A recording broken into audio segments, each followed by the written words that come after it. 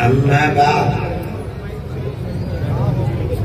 أعوذ بالله من الشيطان الرجيم بسم الله الرحمن الرحيم ويل للمطففين الذين إذا اكتالوا على الناس يستوفون وإذا كالوهم أو وزنوهم يخسرون ألا يظن أولئك أنهم مبعوثون ليوم عظيم يوم يقوم الناس لرب العالمين صدق اللہ العظیم۔ میرے محترم بزرگوں اور دوستوں، مجھے خوشی ہے کہ میں آج حافظ صاحب مرحوم کی یادگار اس مدرسے میں مجھے حاضری کا موقع ملا۔ اللہ مدرسے کو قائم رکھے، ترقی عطا فرمائے اور حافظ صاحب مرحوم کے درجات کو اللہ بلند فرمائے۔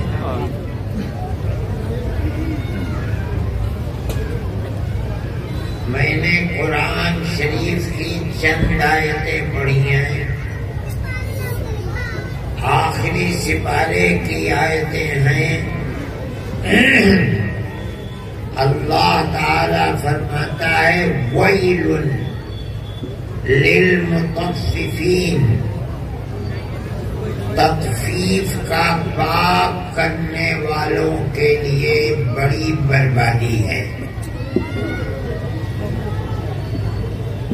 دوسرا ترجمہ، ویل جہنم میں ایک خاص جگہ ہے جس کا نام ویل ہے۔ تطفیف کا پاپ کرنے والوں کے لیے جہنم میں ایک خاص جگہ ہے ویل، ان کو وہاں رکھا جائے گا۔ اس کا مطلب ہے کہ تطفیف کا پاپ اتنا بڑا پاپ ہے کہ اس پاپ کا کرنے والا شرابیوں کے ساتھ نہیں رہے گا، منہ کالا کرنے والوں کے ساتھ نہیں رہے گا۔ یہ اتنا بڑا پاپ ہے کہ اس پاپ کا کرنے والا بدنصیب آدمی ایک خاص جہنم میں بڑی خراب جگہ ہے، وہاں جا کر کے رہے گا، رکھا جائے گا۔ لیکن تطفیف کا پاپ کون سا پاپ ہے؟ کبھی سنا بھی نہیں ہوگا آپ نے۔ اگلی آیت میں اللہ فرماتے ہیں کہ تطفیف کا پاپ کون سا پاپ ہے؟ فرماتے ہیں تطفیف کے پاپی وہ لوگ ہیں الذین اذا اکتالوا علی الناس یستوفون وَإِذَا كَالُوهُمْ أَوْ وَزَنُوهُمْ يُخْسِرُونَ۔ یہ وہ پاپی ہیں کہ جب وہ تول کر لوگوں سے اپنا سامان لیتے ہیں، کسی دکان سے چاول، آٹا، دال لیتے ہیں تو ایک ایک پیسہ جو دیتے ہیں پورا پورا لے لیتے ہیں، ایک گرام کی بھی کمی نہیں ہونے دیتے۔ لیکن اپنی دکان پر لا کر جب دوسروں کو بیچتے ہیں تو ہر ایک کے مال میں سے گرام 2 گرام 10 گرام 5 گرام کی کمی کر لیتے ہیں. یہ پاپ اتنا بڑا پاپ ہے کہ اللہ قرآن میں کہتا ہے کہ اس پاپ کے کرنے والوں کو ہم شرابیوں کے ساتھ نہیں رکھیں گے، جواریوں کے ساتھ نہیں رکھیں گے جہنم میں. ان کے لیے ایک خاص مقام ہے، مکان ہے جس کا نام ویل ہے. اس جگہ رکھ کر اللہ انہیں عذاب دے گا. اور عذاب کیا ہے؟ اپنا حق پورا لے لے، دوسرے کا حق ادا کرنے میں کمی کر لے. یہی اس عذاب کا سبب ہے. اس سے یہ پتہ چلتا ہے کہ اسلام جس کو کہتے ہیں، دنیا میں جس کو ہمارے آقا حضرت محمد صلی اللہ علیہ وسلم لے کر آئے ہیں، وہ صرف نماز، روزے، حج، زکات ہی کا نام نہیں ہے. صحیح ہے؟ ارے بھائی اسے کم وقت کو نیچے کیوں نہیں کرتے ہو؟ میں اٹھ کے چلا جاؤں گا، یاد رکھنا. یہ دیکھو، اسے بند کرو نہیں، میں اٹھ کے چلا جاؤں گا.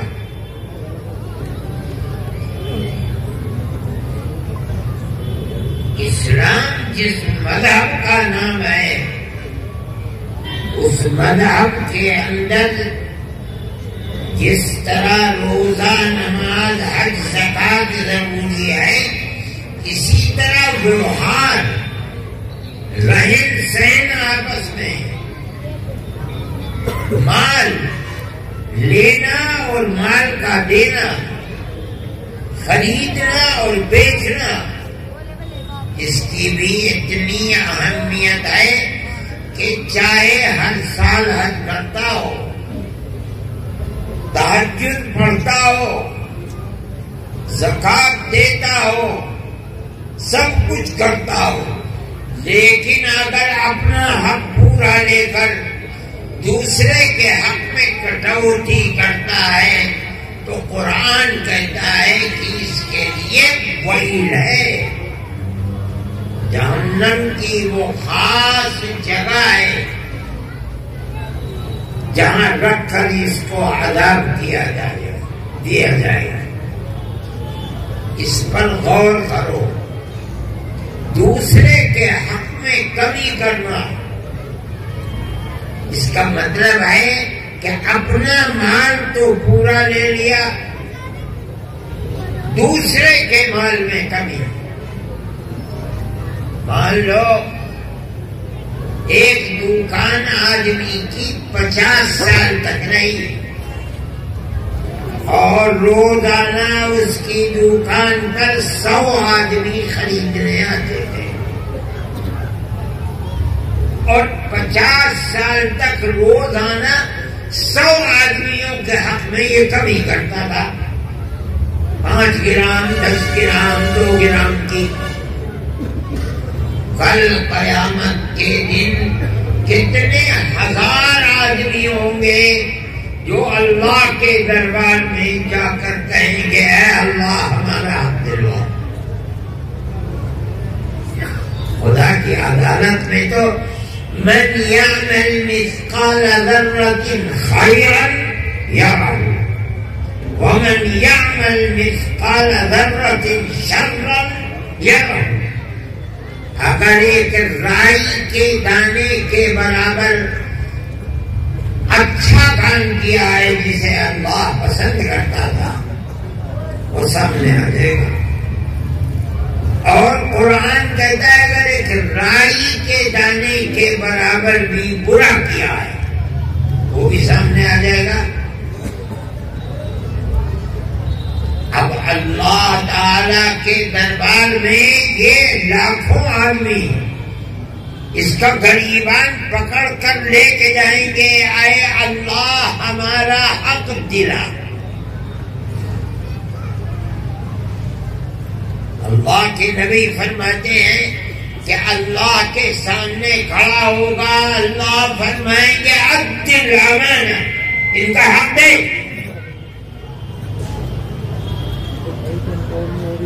یہ دائیں بائیں دیکھے گا اور کہے گا انا یا ربی وقد ذهبت الدنیا، اے اللہ کہاں سے دوں؟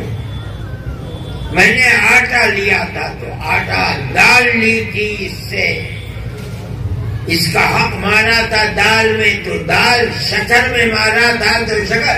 دنیا ختم ہو گئی، کچھ یہاں نہیں ہے، نظر نہیں آتا ہے، کہاں سے دوں؟ اللہ کو اتنا غصہ ہوگا، اتنا غصہ ہوگا۔ دوسری مرتبہ فرمایا ہم کچھ نہیں سنتے، عد الامانہ، اس کا حق دے۔ تو پھر کہے گا کہ اے الہ العالمین میری سن تو لیجیے، کہاں سے دوں؟ کوئی چیز نہیں۔ آٹا دال روٹی شکر سب دنیا ختم ہو گئی، میں کہاں سے دوں؟ اللہ تیسری مرتبہ بھی یہی فرمائیں گے عد الامانہ، دے اس کا، نہیں دے گا کہاں دے گا؟ جہنم میں ڈال دیا جائے گا۔ کسی انسان کا حق معاف ہو جائے قیامت کے دن، اللہ معاف فرماتے نہیں، ہم نہیں معاف کریں گے۔ جس کا حق تھا وہی معاف کر دے، اس کا حق تھا، لیکن اللہ سے کہے کوئی کہ اللہ معاف فرما دے، یہ نہیں ہوگا۔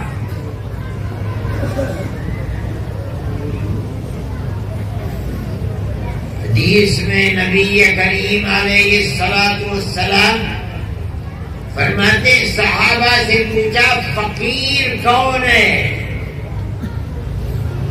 صحابہ نے فرمایا یا رسول اللہ فقیر وہ ہے جس کے پاس پیسہ کوڑی کچھ بھی نہیں ہے، وہی فقیر ہے۔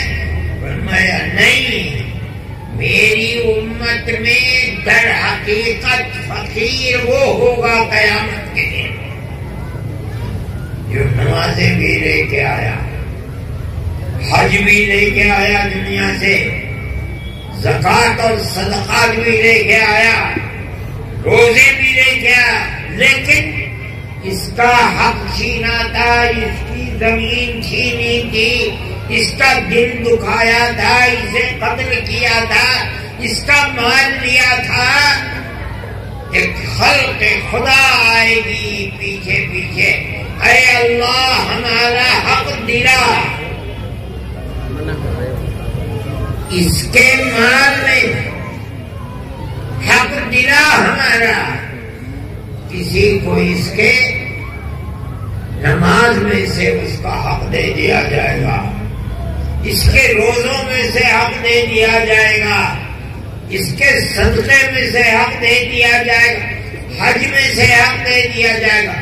اگر سب کا چھٹتا ہو گیا چلو چھٹی ملی، اگر پھر بھی رہ گیا پورا نہیں ہوا، کھڑے ہوئے لوگ کہیں گے اللہ نے ہمیں تو ملے نہیں، تو ان کے گناہ لے کر کے اس بد نصیب کے سر پر ڈال دیے جائیں گے اور جہنم میں ڈال دیا جائے گا۔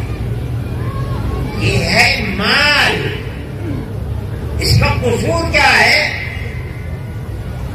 قصور یہ ہے کہ اپنے حق کی فکر تھی، کسی دوسرے کے حق کی فکر نہیں تھی۔ سزا آج کیا ہے؟ اللہ کی جہنم، عذاب، آگ۔ اس کا نماز روزہ اسے بچا نہیں سکے گا، بلکہ نماز روزہ حج زکوٰۃ اس مال کے بدلے میں جو اس نے دوسروں کا مانا تھا سب لٹ جائے گا، کچھ بھی نہیں رہ پائے گا اس کے پاس۔ یہ آیت کا مطلب ہے مسلمان یہ نہیں سوچتا، نمازیں بھی پڑھتا ہے، روزہ بھی رکھتا ہے، عمرے پر عمرے اسے یہ فکر نہیں ہے کہ دوسرے کا حق جو میری گردن کے اوپر ہے اسے ادا کروں، نہیں ادا کروں گا تو میرا نماز، روزہ، حج، زکات سب لٹ جائے گا، میرے کچھ کام نہیں ہو پائے گا۔ یہ میں نہیں کہہ رہا ہوں، ہمارے آقا حضرت محمد صلی اللہ علیہ وسلم فرمانے یہ سب دوسرے لے کر چلے جائیں گے۔ اگر کم تھا تو ٹھیک ہے، 10، 20، 25، 50 سال بھر کی 6 مہینے کی نمازیں چلی جائیں گی، کچھ تو رہ جائے گا۔ لیکن ایک آدمی روز صبح سے شام تک دکان پر بیٹھ کر یہی کرتا ہے، اس کے پاس کچھ بھی نہیں رہے گا اور ان کے گناہوں کو سمیٹ کر چلا جائے۔ دیکھو ایک بات سمجھو، خوب غور کرو، قرآن بڑی مختصر سی کتاب ہے۔ ایک مثال دے کر قرآن نے سمجھایا، دکان سے اپنا مال پورا لے لیا، دوسروں کے دینے میں مال کے کمی کر لی، پیسہ پورا لے لیا، اس کو دیا۔ لیکن کان کھول کر سنو، اس ایک ہی کا مسئلہ نہیں ہے۔ جہاں بھی آدمی ایک ہاتھ سے اپنا حق لیتا ہے، دوسرے ہاتھ سے دوسرے کا حق دیتا ہے۔ اگر اپنا حق پورا لے لیا، دوسرے کا حق ادا کرنے میں کمی کر لی، وَيْلٌ لِّلْمُطَفِّفِينَ، یہی ادا ہوگا اس کے اوپر۔ صرف پیسے کا مسئلہ نہیں ہے۔ مان لو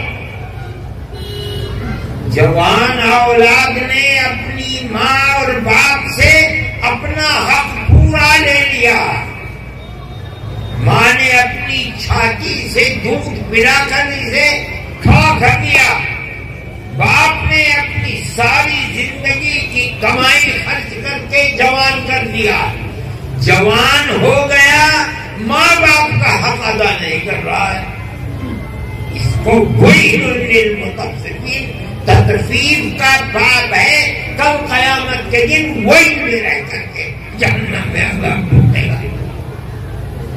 کیا گناہ ہے؟ اپنا حق پورا لے لیا، ماں باپ کا حق ادا نہیں کر رہا ہے۔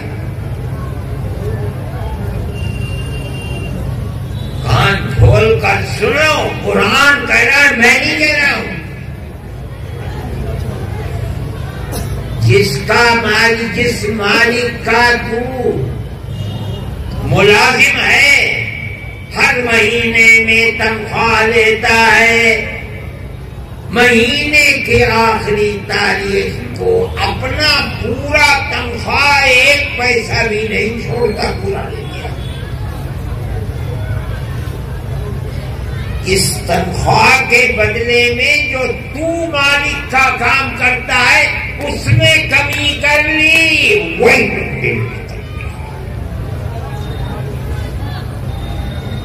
دیکھ لو، اپنا حق پورا لے لیا، جس مالک سے تنخواہ لے رہا ہے اس مالک کا کام کرنے میں کمی کرنی، یہ بھی تطفیف کا باب ہے۔ اور سنو، مرد نے اپنی بیوی سے اپنا حق پورا لے لیا، بچوں کی پیدائش، ان کا پالن، روزانہ کھانا، سارا حق اپنی زندگی کا پورا لے لیا، بیوی کا حق ادا کرنے کا وقت آیا اس میں کٹوتی کر لی، وَيْلٌ لِّلْمُطَفِّفِينَ تطفیف کا باب ہے۔ کل قیامت کے دن اگر بیوی نے معاف نہیں کیا تو تطفیف کا باب کیا ہوگا؟ ویل، جہنم میں جو ایک وادی ہے، جگہ ہے ویل، اسی سزا کو بھگتنا ہوگا۔ اور ایک بد نصیب آدمی یہ دیکھو بغیر کو بڑا سے اٹھ وہاں سے نہیں، میں اٹھ کے چلا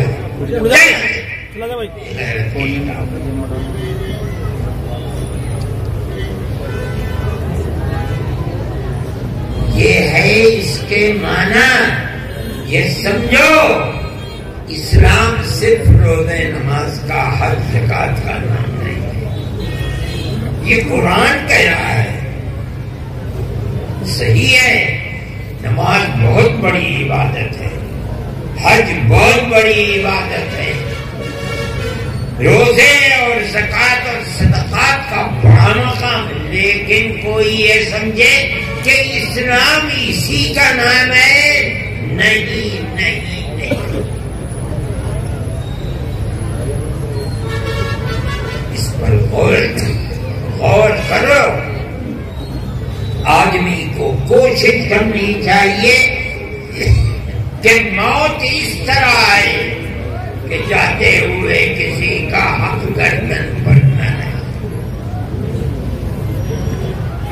میں مسلمانوں کہتا ہوں تم سے، تمہیں بری لگے گی بات، لیکن میں کہہ رہا ہوں اپنے دامن اور غریبان میں جھانک کے دیکھو، شاید ہی کوئی خوش نصیب گھر ایسا ہوگا جس میں بچیوں کا حق اور مرد بہنوں کے حق کو دے دیتا ہو،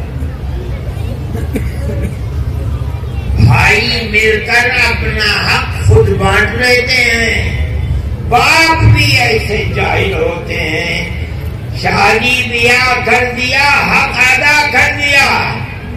ارے جاہل آدمی، یہ وراثت نہیں ہے جو تم نے اپنی زندگی میں دی ہے، تیرا مال تھا، چاہے جسے دے دے۔ وراثت کہا جاتا ہے جو تو مر کے مال، زمین، گھر بار چھوڑ کے جا رہا ہے، اس میں اللہ نے تیری بچیوں کا بھی حق رکھا ہے، نہیں دے گا۔ کل خدا کے دربار میں یہ بہن ہی تیری ہے، اے اللہ اس باپ نے میرا حق نہیں دیا تھا، اس بھائی نے میرا حق نہیں دیا، میرا حق دلوا۔ اور خدا کی عدالت وہ عدالت ہے، دینا پڑے گا، بغیر دے نکل نہیں سکتا ہے۔ یہ قرآن کی آیتوں کا مطلب ہے، خوب غور سے سنو، حق ایسی چیز ہے چھوٹ نہیں سکتا۔ نبی کریم علیہ السلام کے سامنے ایک صحابی مر گئے، جنازہ آیا، جنازے کی نماز پڑھنے سے پہلے اللہ کے نبی نے پوچھا کہ اس جنازے والے جس کا جنازہ ہے یہ مرا ہے کیا یہ کسی کا مقروض تھا؟ صحابہ کھڑے ہوئے تھے، سب نے کہا یا رسول اللہ یہ کسی کا مقروض نہیں تھا۔ آپ آگے بڑھے اور آپ نے نماز جنازہ پڑھا دی، تھوڑی دیر میں دوسرا جنازہ آ گیا، آپ نے پھر وہی سوال کیا، یہ مرا ہے کسی کا حق تو اس کی گردن میں نہیں ہے، قرض کا حق۔ کسی نے کہا یا رسول اللہ یہ مقروض مرا ہے، فرمایا تم نماز جنازہ پڑھو، میں اس کی نماز جنازہ نہیں پڑھوں۔ کیوں؟ اس کی گردن پر دوسرے کا حق ہے، یہ مرا ہے دوسرے کا حق اس کی گردن پر۔ کیا تھا؟ مال تھا، یہ بھی نہیں معلوم کہ 1000 تھے، 100 تھے یا 2-4 تھے، تھا کیا؟ اس سے کوئی بحث نہیں۔ اس مرنے والے صحابی کی گردن پر دوسرے کا حق ہے، فرمایا تم نماز پڑھو، میں نہیں پڑھتا۔ ایک صحابی ہیں حضرت ابو قتادہ رضی اللہ تعالیٰ عنہ، وہ کھڑے ہوئے یا رسول اللہ دینہ علیہ، اس کا قرض میری گردن پر ہے، میں ادا کروں گا۔ اب اللہ کا نبی آگے بڑھتا ہے اور نماز جنازہ پڑھتا ہے۔ یہ انسان کا حق ہے، مسلمان آدمی کے حق کو کچھ نہیں سمجھتا۔ یاد رکھنا موت کے بعد اس شخص کے لیے جنت کے دروازے بند ہیں جس نے کسی دوسرے کا حق دے رکھا ہے۔ چلو قیامت کے دن دینا ہی پڑے گا۔ ساری نماز، سارے چلے، سب کچھ دھرے کے دھرے رہ جائیں گے، کیوں؟ دوسرے کا حق نہیں دیا۔ میرے بھائی، مدرسہ ہے، مدرسے میں یہی تعلیم تو دی جاتی ہے۔ جو آدمی زندہ ہے اس کے اوپر کسی اپنے بھائی بہن عزیز رشتے دار اپنے یا پرائے، میں کہتا ہوں ہندو کا یا مسلمان کا، کسی کا حق ہے خدا جانے کس دن موت آ جائے، کس وقت موت آ جائے، بغیر کسی ادنا سے تکلف اور دیر کے اس کے حق کو ادا کرے۔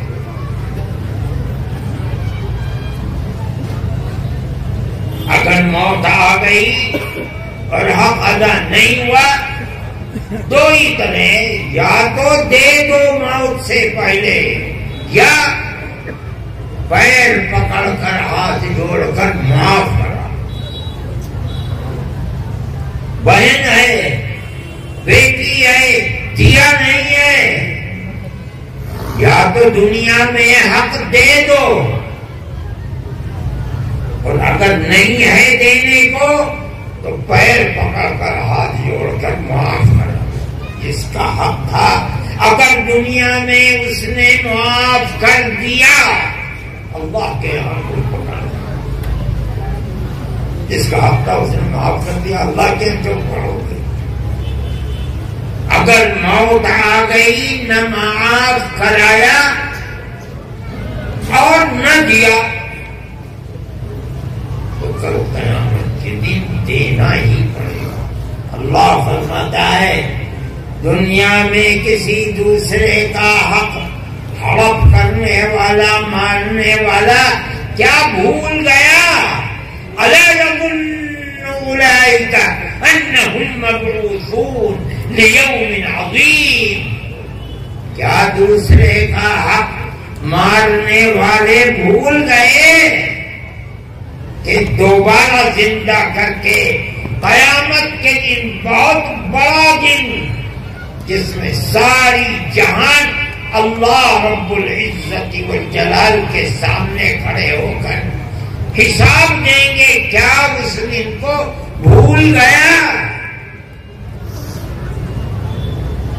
نہیں، تجھے موت آنی ہے، ہم پھر زندہ کریں گے، پھر قبروں سے اٹھائیں گے، اور ہمارے سامنے تجھے آ کر کے اپنی دنیا کی زندگی کا حساب دینا ہے، اور ایک ایک کوڑی کا حساب دینا ہے۔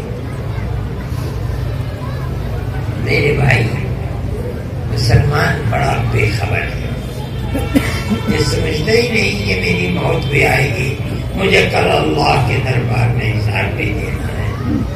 کسی آدمی کا اپنی بیٹی کا باپ پر حق ہے، بیٹوں کا باپ پر حق ہے، بہنوں کا بھائی پر حق ہے، شوہر پر بیوی کا حق ہے۔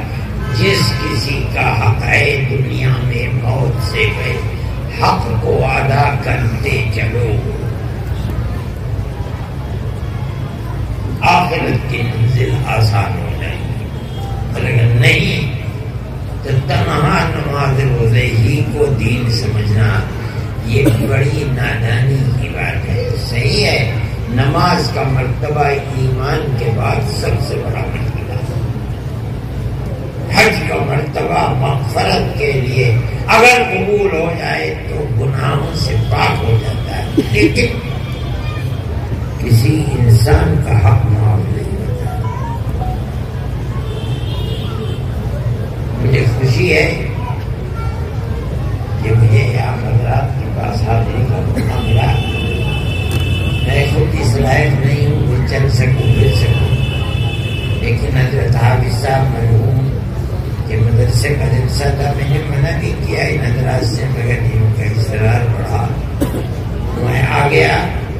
اللہ ہم سب کو اس طرح موت عطا فرمائے کہ ہماری گردن پر کسی کا کوئی حق نہ،